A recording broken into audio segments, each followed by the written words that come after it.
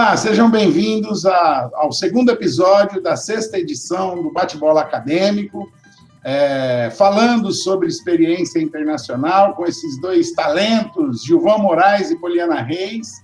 Então, vamos lá. Poliana, continue aí a contar um pouco das suas experiências internacionais, Poliana e Gilvan, né?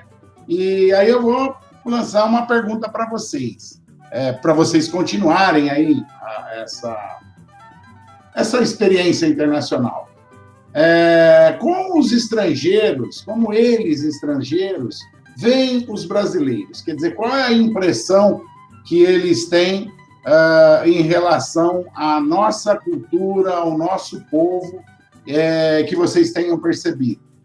Bom, professor, falando um pouco sobre isso, como eu iniciei, né, no episódio anterior, falar um pouco do consumo dos portugueses, da nossa música, né? Então, assim, ao mesmo tempo que eles têm um carinho grande pelos brasileiros, que eles consomem nossas músicas, que assim, afinal, né, atualmente em Portugal, existem muitos brasileiros que moram no país, né, dividido pelo país inteiro, só que mesmo eles consumindo o nosso conteúdo, mesmo tendo muitos brasileiros em Portugal, eu senti que ainda tem um certo receio, tá? Eu acho que principalmente pela questão de, você acha essa frase eu ouvi algumas vezes.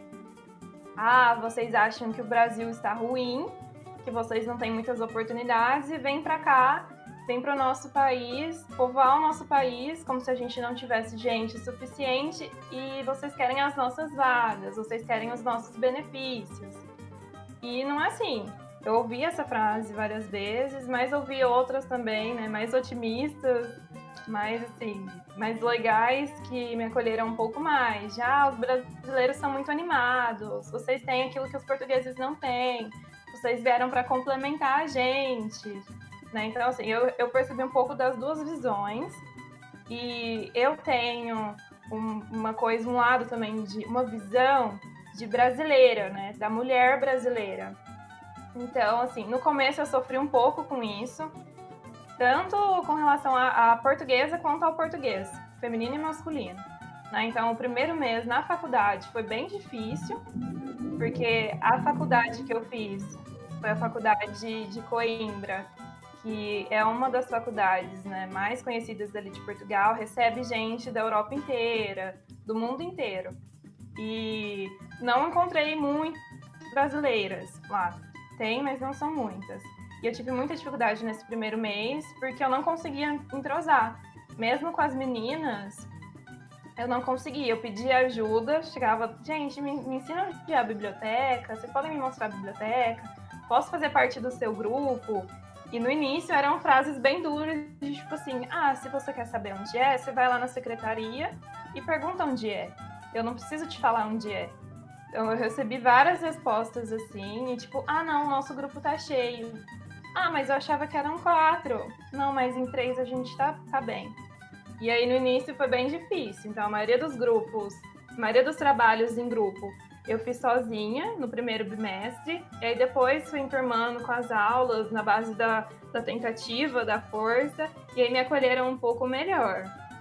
E com relação aos meninos, aquela questão daquele olhar de, nossa, uma brasileira, assim, não sentia nem o olhar no olho, sabe? É muito difícil me aproximar dos portugueses, mas fiz, lógico, né? Fiquei 7 meses lá, fiz muitos amigos, fiz muitos amigos homens portugueses, mas foi bem difícil, principalmente no início. E, assim, é nítido. Você passa na rua, eu toda coberta, passa uma italiana com decote, saia curta, eles olham para as brasileiras e mexem com as brasileiras. E isso ficou muito claro para mim, que ainda tem essa visão, né, assim, de vulgarizar a mulher brasileira, sexualizar a mulher brasileira. Independente de raça, independente de altura, de corpo, eles têm esse olhar e eles acham que a gente dá uma abertura. Então, no início, eu sofri um pouco com isso, nas festas. É uma coisa que a gente está conseguindo romper, né? Uma barreira que a gente está conseguindo derrubar. Meus amigos mesmo, homens, falaram isso, que antes quando eles eram menores, eles escutavam coisas que hoje em dia eles nem repetem sobre as brasileiras. E isso, assim, foi um aprendizado para mim, né? Foi um choque, né? Como eu falei. E creio que eu colaborei para que eles tivessem uma outra percepção sobre nós. Muito bom, Poliana. Eu acho que um depoimento como esse é importante para uma pessoa que vá fazer o intercâmbio, independentemente do país, independentemente do fato em si que você percebeu, é uma coisa que você está sujeito, né? E você não vai interromper o seu intercâmbio por uma intercorrência dessa. Você tem que driblar isso, né? Essa situação da melhor maneira possível, né? E você conseguiu fazer isso. Eu acho que é um excelente exemplo. Muito bom, Poliana. E você, Gilvan? Como que os chineses veem os brasileiros? O que você percebeu lá a respeito da maneira como eles nos veem? Professor, só uma observação no que a Poliana falou. Lá na China eu fiz muita amizade com portugueses também, até para sair, etc. E assim, quando a gente conversava, eles entendiam praticamente tudo que eu falava, assim, ó. Pontualmente eles não entendiam e tal. Mas quando era ao contrário, eles falavam comigo, assim, demorou dias para eu conseguir entender o que eles queriam dizer comigo e etc. E assim, eles me contando, eles falavam assim, ó, lá em Portugal passa novela brasileira, tem música, assim, novelas que a gente assistia aqui e tal. Aí eles assistiram lá também, em português brasileiro.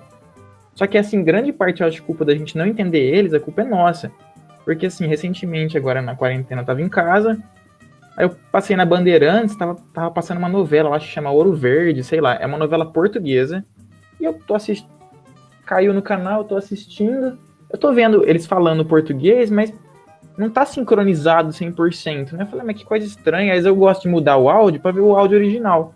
Na hora que eu mudei o áudio, eles estavam falando português, de Portugal.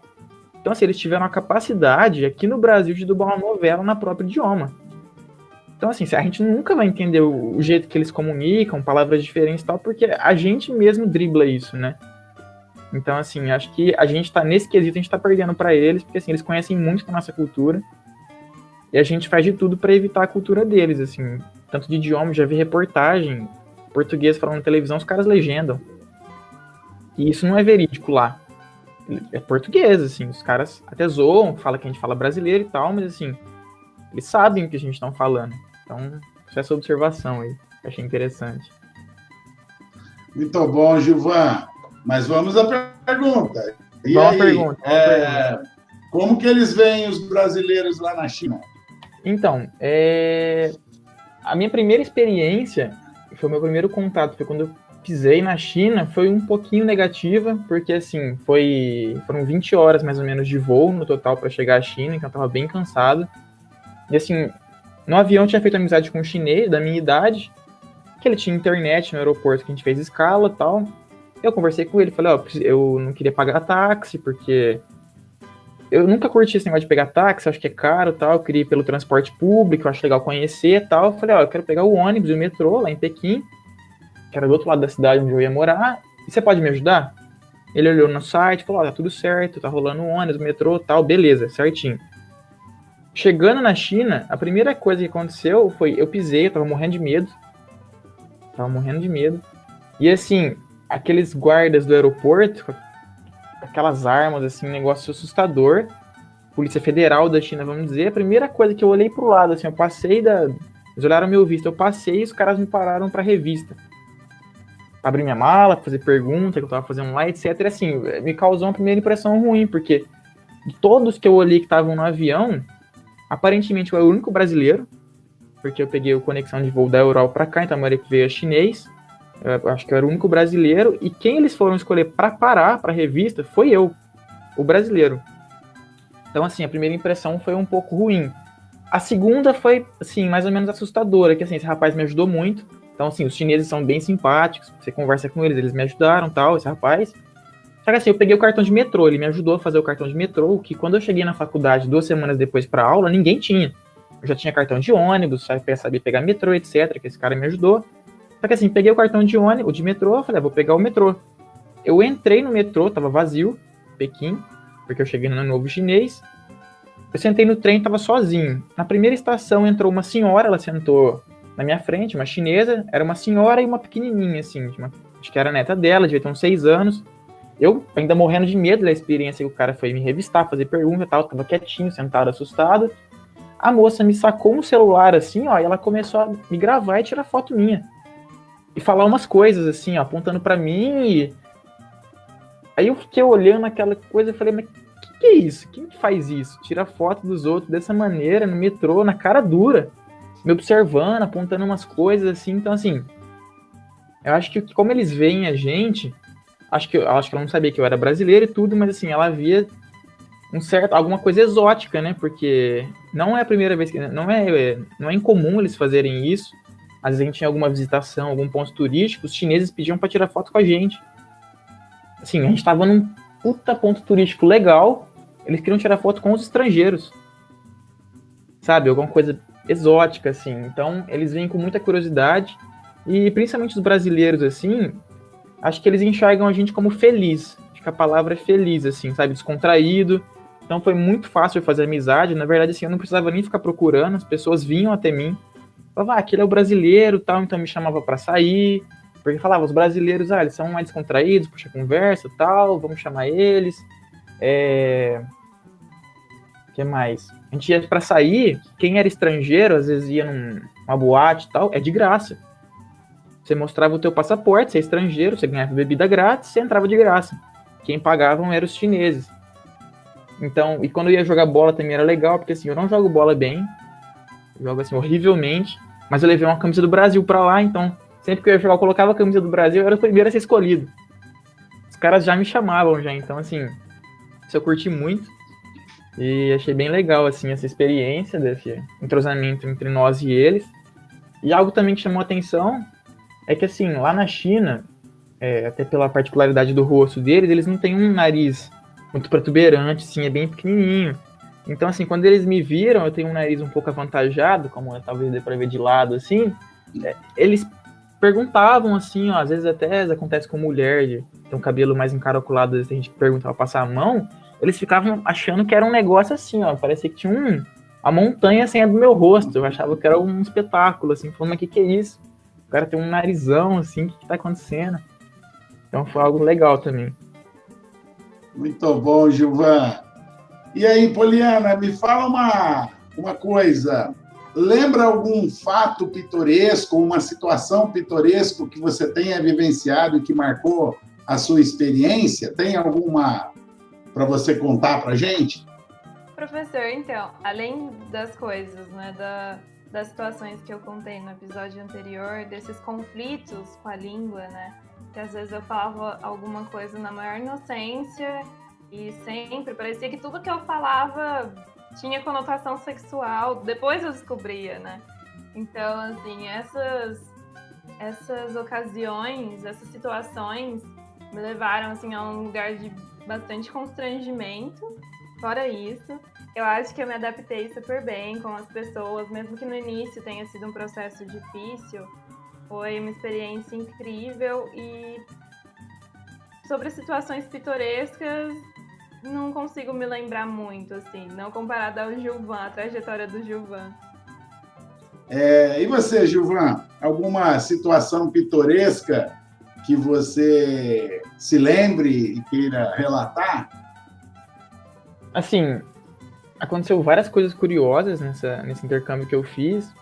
E até hoje, algo que assim, eu fico às vezes remoendo, eu nunca superei, eu sei se eu vou superar essa experiência que eu tive na China. Até para quem quiser, quem está assistindo isso e quer ter uma experiência marcante, que vai ficar sempre voltando na mente, vá para a China. Porque assim, até hoje eu nunca consegui, vamos dizer, digerir ou absorver tudo que eu vivi lá.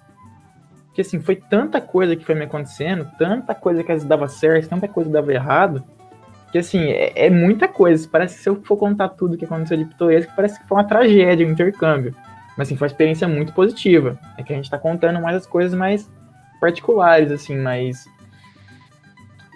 Algo que não é pitoresco, assim, mas que eu achei muito legal de curiosidade foi...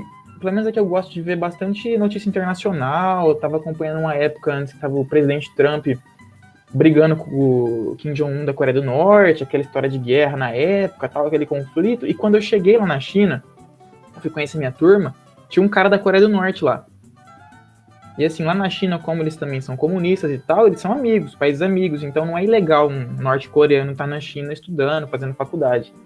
E assim, foi uma experiência muito legal poder almoçar com esse cara e bater um papo e poder realmente ver a visão dele de como é que é a Coreia do Norte. E assim, um brasileiro conversando com um norte-coreano foi algo que eu nunca ia imaginar na minha vida.